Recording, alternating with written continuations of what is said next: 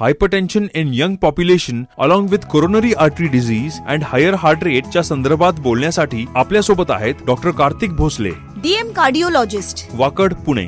Doctor, हायपरटेन्शनची व्याख्या कशी करायची आणि त्या व्यक्तीला हायपरटेन्शन आहे असा निष्कर्ष केव्हा काढायचा? हायपरटेन्शन म्हणजे जिथे ब्लड प्रेशर लिमिट पेक्षा जास्त होतं त्याला हायपरटेन्शन म्हणतात. कारण की जेव्हा हे प्रेशर लिमिट पेक्षा क्रॉस करतं ते आपल्या अवयवांना नुकसान करतं. त्यामुळे हायपरटेन्शन विषयी माहिती जाणून देणे फार इम्पॉर्टंट आहे. नॉर्मल ब्लड प्रेशर कोणाला म्हणतात? जेव्हा वरचा बीपी, ज्याला सिस्टॉलिक ब्लड प्रेशर म्हणतात, हा 120 मिलीमीटर्स ऑफ मर्क्युरी पेक्षा कमी आहे, किंवा डायस्टॉलिक ब्लड प्रेशर ज्याला खालचा बीपी म्हणतात, जो 80 पेक्षा कमी असेल, तेव्हा आपण म्हणतो की हा नॉर्मल ब्लड प्रेशर आहे. जेव्हा वरचा बीपी 120 ते 129 मध्ये असतो आणि खालचा बीपी 80 पेक्षा खाली असतो, तेव्हा आपण इलेव्हेटेड हाय ब्लड प्रेशर म्हणतो. जेव्हा वरचा बीपी हा 130 ते 139 आहे आणि खालचा बीपी हा 81 ते 89 आहे, तेव्हा आपण स्टेज 1 हायपरटेन्शन म्हणतो. आणि जेव्हा हाच ब्लड प्रेशर जो की वरचा आहे 140 किंवा त्याच्यापेक्षा जास्त असतो आणि खालचा बीपी 90 किंवा त्याच्यापेक्षा जास्त असतो, तेव्हा स्टेज 2 हायपरटेन्शन म्हणतो. तर सांगायचं तात्पर्य आहे की आता हाय ब्लड प्रेशर किंवा हायपरटेन्शनची व्याख्या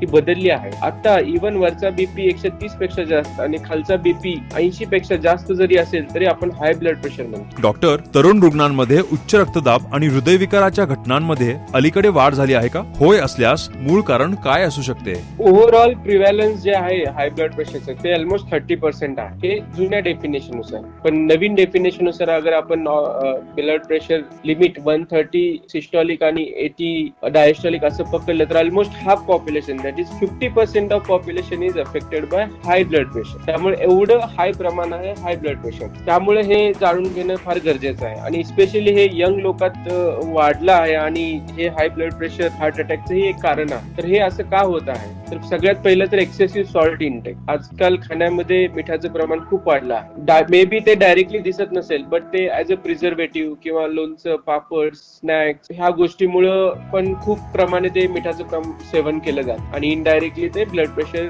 वाढण्याचं कारण आहे. दुसरं डाएट. आजकाल नॅचरल फूड फार कमी खातात. प्रिझर्व्ड फूड किंवा प्रोसेस्ड फूडचं कन्झम्पशन खूप वाढलेलं आहे. Third, sedentary lifestyle. त्याच्यामुळे फिजिकल फिटनेस फार खूप कमी झालेला आहे. इव्हन स्मॉल ऍक्टिव्हिटीसाठी व्हेकल्स यूज केल्यामुळे even day to day activities पण खूप कमी झालेल्या आहेत. या सर्वांमुळे ओबेसिटीचं प्रमाण वाढलेलं आहे and that is again contributory for high blood pressure. Doctor, उच्च रक्तदाब मध्ये हृदयगती प्रासंगिकता काय आहे? ब्लड प्रेशर वाढण्याचे मेनली 2 कारण असतात. एक तर प्रायमरी, ज्याच्यामध्ये आपल्याला दुसरं काही कारण सापडत नाही, त्याला इसेन्शियल हायपरटेन्शन असंही म्हणतात. हे मोस्ट कॉमन कारण आहे जे की 90% हाय ब्लड प्रेशर लोकांमध्ये असतं. आणि दुसरं आहे सेकंडरी हायपरटेन्शन, ज्याच्यामध्ये ब्लड प्रेशर वाढण्याचं दुसरं काही कारण असतं. युजली 10% लोकांमध्ये दिसून येतं. तर सेकंडरी हायपरटेन्शन होतं कशामुळे? मे बी किडनी प्रॉब्लेम आहे, ज्याला ऑब्स्ट्रक्टिव्ह स्लीप अपनिया किंवा ब्रिदिंग प्रॉब्लेम आहे, ज्याला ऍड्रिनल ग्लँड हायपर सिक्रेशन आहे, त्याच्यातून हार्मोन खूप निघतात, त्यामुळे ब्लड प्रेशर वाढतं. चौथं, कोऑक्टेशन ऑफ एओर्टा, म्हणजे हृदयातून निघणारी जी मेजर नस आहे ती जर नॅरो झाली, रुंद झाली असेल तर त्याच्यामुळे ब्लड प्रेशर वाढतं. किंवा काही वेळा थायरॉइडचं सिक्रेशन खूप झाल्यामुळे किंवा पॅराथायरॉइड ग्लँड जे असतात त्याचं सिक्रेशन जास्त असल्यामुळे. आणि फिमेल मध्ये स्पेशली ज्यांना PCOD आहे किंवा पॉलिसिस्टिक ओव्हॅरियन सिंड्रोम आहे त्यांच्यामध्ये ही ब्लड प्रेशरचं प्रमाण असतं. तर हे काही कारण आहेत सेकंडरी हायपरटेन्शन. आता regarding completely क्युअर्ड for secondary hypertension, ज्याला कारण सापडतं, आपण अगर ते कारण ट्रीट केलं तर आपण ते गोळ्या थांबवू शकतो किंवा गोळ्यांची गरज पण वाचवू शकतो. Public awareness initiative by Glenmark pharmaceuticals.